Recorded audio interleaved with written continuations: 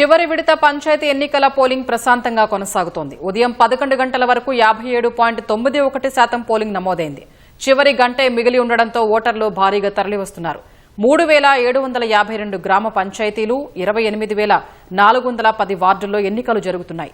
సర్పంచ్ పదవి కోసం 12652 మంది, వార్డు మెంబర్లుగా 75725 మంది పోటీలో ఉన్నారు.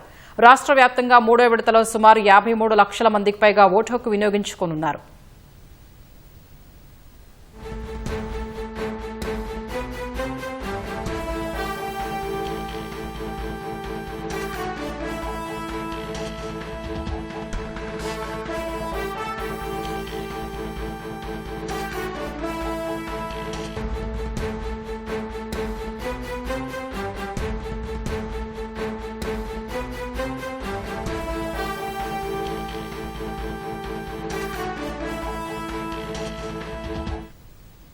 ఉమ్మడి కరీంనగర్ జిల్లా వ్యాప్తంగా తుది దశ పోలింగ్ ప్రశాంతంగా కొనసాగుతోంది. జమ్మికుంటలో వీణవంక, ఇల్లందుకుంట, సైదాపూర్ పంచాయతీలకు పోలింగ్ నిర్వహిస్తున్నారు. ఎలిగేడు మండలం శివపల్లి గ్రామంలో పెద్దపల్లి ఎమ్మెల్యే విజయరమణారావు ఓటు హక్కు వినియోగించుకున్నారు.